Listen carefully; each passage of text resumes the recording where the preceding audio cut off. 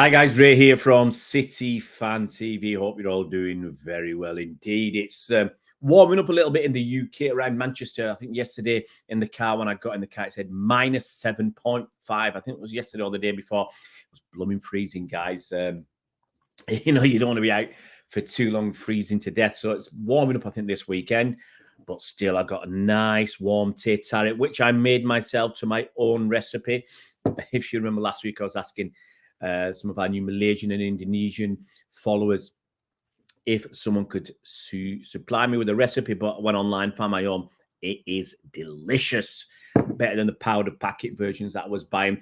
They're about £1 a cup, so it's not worth it for money-wise, and taste-wise, they were rubbish. Anyway, I'm going to give out some hellos to you guys. I know there's a few people, when I do speak, I'll say hello in other languages. I usually do it in Greek, maybe a little bit of Maghreb for the Algerian fans, occasionally in other languages, maybe some Swahili or whatever.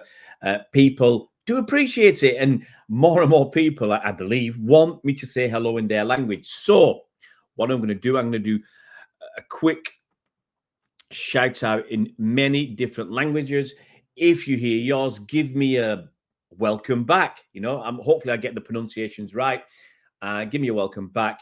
And if I haven't said it in your language, let me know and I'll try for next time. So I'm going to do this really quickly. As I said, apologies if I get things wrong. So we're going to have bonjour, we're going to have hola, we're going to have guten tag, or guten tag, as I used to say in German. Ciao or ciao, hola, Portugal. Namaste. We have tunhai teya. Tunhai teya? I think that's right in Albanian. Thai, we have sawadee. Barevdzez, Russian, or what you should say, privyet in Russian. Hi in Swedish, or godag, or good day. Persian, salam. We have dobardan. We have buenos dias, if I remember correctly, I think that's Romanian. Zaraveta, vete, if I get it right, Bulgarian. Labas, Sinchao. We have Meharba. We have Bon dia, Susday, Ni hao ma, Le ho ma. There's a couple of versions of Chinese for you. Dobrzen. What else do I know? Aloha. Hey, a bit of Hawaiian. Aloha. Get that in. Greece, we say Yasu. That's what I used to say years ago. I was a kid when I learned a bit of Greek. Well, in my 20s, I was still a kid compared to now. Hungarian, Yanaput. Obridel. What we say in Indonesian, we used to say, Indonesian or Bahasa Malay was Selamat Datang, which is welcome. In the mornings, we used to say Selamat Pagi. So anyway, correct me if I get anything wrong, guys. Just let me know. Japanese, we say Konnichiwa. Korean, Annyeong. You say Annyeong. Norwegian, you can say Godag or Hey again. What else? What else have I got? I'm trying to remember. Swahili, Hodi. We had Mambo or Mamjambo. I'm trying to think. I think that's about it. That's enough. That's about 30 languages, guys. Isn't that enough? I did know a few more. Let's have a quick look and get a couple more for you out, for the people who want to. God and Dag or Hallo. God and Dag was Dutch. Swahili, we got Habari. Is it Humjambo? So Assalamu alaikum, don't forget that. Korean, full Korean, we used to say Annyeong Hayeso, which is a bit more formal. That's enough for you guys. Surely that's enough. Anyway, enough flanneling around. Let's get into this video. This video is about competitiveness in the Premier League. Now, we've got it at a time where Manchester City have won the last 5 out of the last 6. Last 5 out of the last 6 Premier League titles. And some fans of other clubs are saying it's uncompetitive, the Premier League. They're saying if City win it for an unprecedented 4th time on the bounce, it's uncompetitive. It's uncompetitive now. They're saying if it wasn't for Liverpool and Arsenal, City, who are sometimes pushing City close, it would be a walkover. Yeah, over the last few seasons. If it wasn't for Arsenal it was a walkover in the end last season. We won by 5 points. We could and should have won by more. We just chucked it in at the last 2 games of the season because we'd won the title. We weren't that focused on it anymore. I think if there was something on the line, we win those 2 games. Before that, Liverpool getting 97 points and not winning the league. That was really, really funny, guys. But people say City are making it uncompetitive. Here's the thing. When United were winning 3 titles on the bounce in the 90s and the 2000s, I think, did people talk about it being uncompetitive? Did United fans talk about it being uncompetitive? When Liverpool were winning titles in the 70s and 80s, lots of them, did their fans talk about the uncompetitive nature of top-flight football because their team was winning it all the time? Don't think so. When Arsenal were winning, I think it was 4 titles in about 6 or 7 years, were they talking about it being uncompetitive? Don't think so. So why are those... Funny thing is, those are all the clubs in red. Why are they talking about it being uncompetitive? Because it's City. Now that it's City, and before that, Chelsea, and that outlier in everything was Leicester City. But without outside investment, and without that one outlier, that one rogue season, which was fantastic for Leicester City, without those teams in blue, what do you think the Premier League title winning colours would have been? And who would have won the Premier League in those seasons if we just take those clubs out of the equation? It would have been won by red clubs who play in red, every single season since the inception of the Premier League. Every single season, it would have been won by a team in red. And only 3 teams. Okay, I'm going to pull up the pictures in a minute and show you. But it would have been... This is the picture, okay? Someone put this up. I saw this on Twitter. Without outside investors, I think Leicester was a bit different, but they still had outside investment, but just not to the same scale as anybody else. And Blackburn as well. Sorry, I missed Blackburn out. Blackburn won it in the early days of the Premier League. When Jack Walker, hometown boy, pumped money into the club, got it to win the title. I think those are, off the top of my head, the non-red teams that won the Premier League. But look at it. United would have won it the first 5 times on the bounce. On the bounce. Arsenal won it 1, 2. You can see Arsenal would have won it 6 times in total. 4 times in 1, 2, 3, 4, 5, 6, 4 times in 8 years. That's dominance. And the other team who'd been winning it, if you look at the first 20 seasons, 21 seasons of the Premier League without outside investment, as I said, from Blackburn and Chelsea, whatever. In the first 21 seasons of the Premier League, United would have won it 17 times. 17 times. It's unbelievable. 17 out of 21. Arsenal would have won it the other 4 times. And they talk about it being uncompetitive. Now, it was uncompetitive then. It was uncompetitive because that first 5 seasons, Blackburn were the only ones who split it up, and only just. Otherwise, United get it 5 times on the bounce. In fact, United would have won it 8 times in 9 seasons. 8 times. Imagine that. 8 times in 9 seasons. And they would have done it, I'm looking at the numbers, again. They would have had, actually, if it wasn't for Chelsea, United would have had a streak of 8 consecutive Premier League titles from the early 2000s, from like 2005, 2006 season. For 8 seasons, it would have just been Manchester United. I bet you they would have said it was competitive if they'd won it 8 times on the bounce. They'd have said, hey, we're the best, we deserve it and all that. Just look at that sea of red. Look at that sea of red, okay?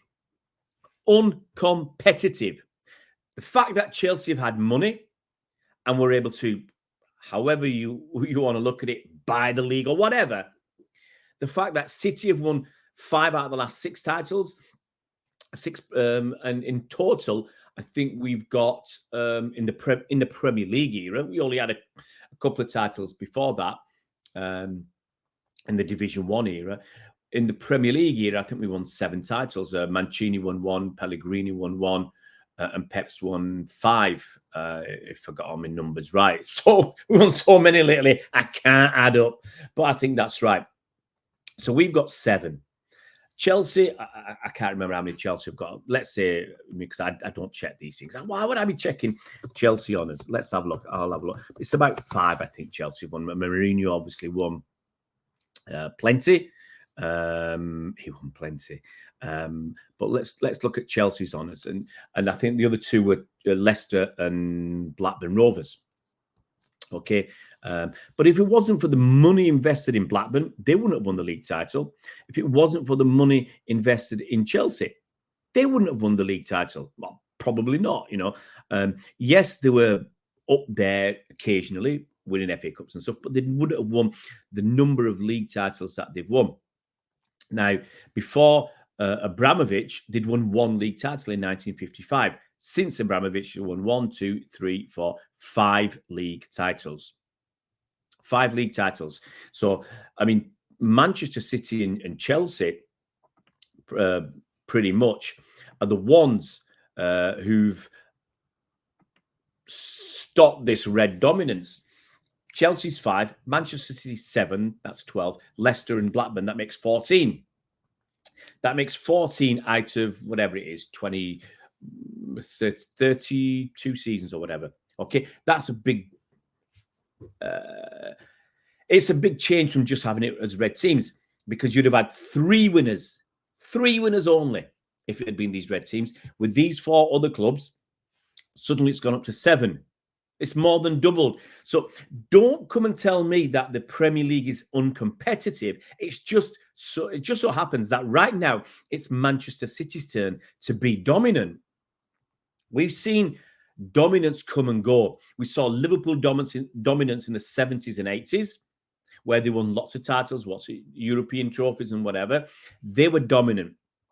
We saw Manchester United's pretty much dominance in the 90s and the 2000s. They were pretty dominant, interspersed with a little bit of Arsenal and a little bit of Chelsea. Okay, you know, Chelsea to win 5 titles in about 11 years. I call that dominance. I think that's right. 5 titles. They won the first Premier League title in 2005, the last one in 2017. So that's what, 12 years, 12, 13 years, 5 titles. That's reasonably dominant. And obviously City winning 5 in 6 or 7 in about 11 years. That's very, very dominant, akin to what Manchester United were doing. But as I said, dominance comes, dominance goes. Other teams are pressing. Look at Liverpool this season anyway. They're fighting back. Arsenal are fighting. Newcastle did all right last season. All right, they struggled this season. Villa are coming up on the rails. So, as I said, dominance comes, dominance goes. Currently, Manchester City are the ones who are at the top of the tree. We are by far the most dominant team going. But when Pep goes, that might change. So when people go, look, when Ferguson left, United haven't won the league title since Ferguson left. And he won something like 13 titles in his 200 years at United. Now, whatever it was, he came in about 86, 87, stayed till 13. So he's 26, 27 years. He won 13 titles. So while he was there, they were very, very dominant. While Pep's here, City are dominant. Arsene Wenger, for a while, he was dominant at Arsenal, as I said, winning 4 titles in 8 years, 8 seasons. So City are dominant at the moment. But when Pep goes, who's to say that's going to continue? Who's to say? But don't let people fool you. Don't let people change the agenda. It's always in retrospect, they're changing it. It's always after the event. During the time that Arsenal were winning, their fans never complained. During the time that United were winning, their fans never complained. During the time that Liverpool were winning the top flight title, their fans never complained. Okay? They might have been jealous of the other teams that were winning, but when they were on top, when they were dominant, they never complained. So what the hell are they complaining about now? It's down to pure jealousy. It really is. It's nothing else. It's nothing else. It's not that, City got a nation state behind us and with financial doping. Rubbish. Because when they were dominant, they were spending a ton of money.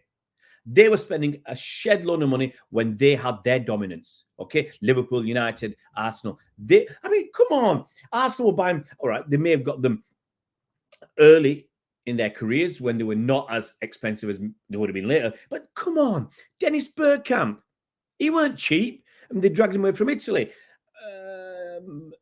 Thierry Henry dragged him away from Italy. Patrick Vieira, Emmanuel Petit. Look at fantastic players, but they didn't come cheap. They didn't come cheap. And yes, as I said, they might have got them a little bit before their peak, before they were really expensive, but they were not. Don't think these players came for nothing. They were not cheap. Roy Keane wasn't cheap when he went to United. Rio Ferdinand, extremely expensive. He'd be about £200 million now.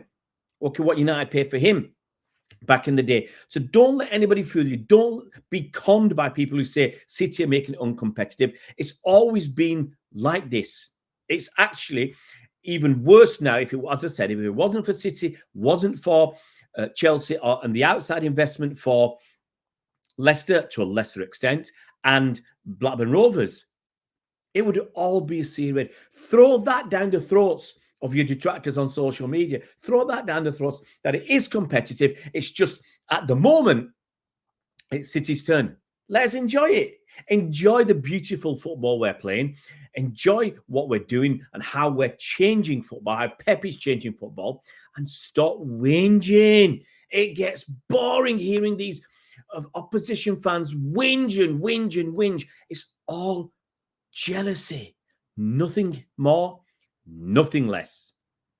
Guys, if you're new to the channel, it would be fantastic if you could subscribe. If you can hit that bell icon, you'll be notified as soon as new videos come out. We're putting out videos all the time, as much as we can. We've got a transfer video out recently. I'm currently editing a Deloitte's Football Money League video, looking at the top 20 teams in that. Lots of new videos coming out. We're going to have a video coming out on the FFP charges and the state of football. Why I don't think City will be relegated or banned, as some opposition fans would like, because of the FFP stuff. Loads of stuff coming out. We try and keep it honest and try and keep a reasonable, civil debate going on in the comment section. Guys, I love your comments. So if you haven't commented, just throw me a comment. Hit that bell icon so you're notified as soon as new videos come out. As I said, once you've followed the channel, once you subscribe, give us a thumbs up. Always nice to get a like. We'll see you around, Blues.